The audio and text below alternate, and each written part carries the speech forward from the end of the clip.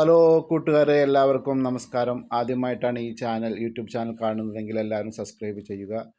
ഇന്ന് ഞാൻ നിങ്ങളുടെ മുന്നിൽ പരിചയപ്പെടുത്താൻ പോകുന്നത് നമ്മൾ സ്ഥിരമായിട്ട് ഉപയോഗിക്കുന്ന തയ്യലിന് ഉപയോഗിക്കുന്ന ഒരു സംഭവമാണ് ചോക്ക്. അപ്പോൾ ആ ചോക്ക് നമ്മൾ മിക്കവാറും ആൾക്കാർക്ക് ഇതിൻ്റെ ഉപയോഗം അറിയില്ല.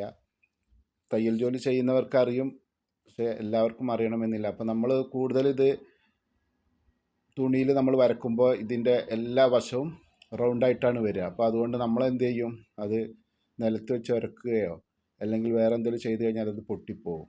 ഇപ്പോൾ നമ്മൾ യൂസ് ചെയ്ത് അത് ഏകദേശം റൗണ്ടായിട്ട് വരികയാണെന്നുണ്ടെങ്കിൽ നമ്മൾ എന്ത് ചെയ്യുക, നമ്മളെ വീട്ടിലൊരു പഴയ കത്രികയോ അതല്ലെങ്കിൽ ഏതെങ്കിലും ഒരു കത്തിയോ എടുത്ത് ചെറുതായിട്ട് അതിൻ്റെ വശം ഇങ്ങനെ ചെറുതായിട്ട് കൂർപ്പിച്ച് കൊടുക്കുക.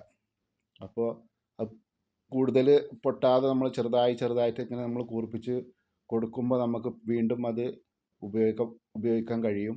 അതല്ല നമ്മളത് നിലത്തൊക്കെ ഉരക്കുകയാണെങ്കിൽ അത് പെട്ടെന്ന് തേഞ്ഞു പോവും.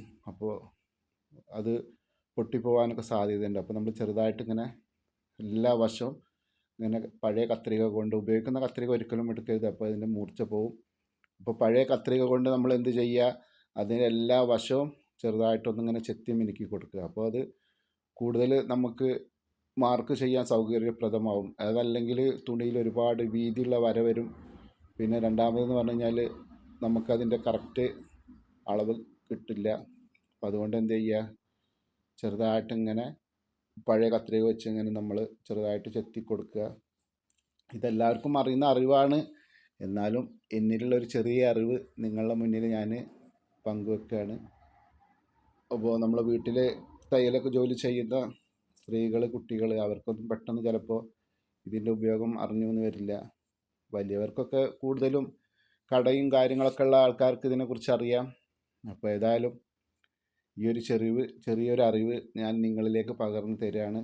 ഏതായാലും വീഡിയോ കണ്ട് ഇഷ്ടമായെങ്കിൽ എല്ലാവരും സബ്സ്ക്രൈബ് ചെയ്യുക, കമൻറ്റ് ചെയ്യുക, ഷെയർ ചെയ്യുക. അത് ചെറിയൊരു അറിവാണ്.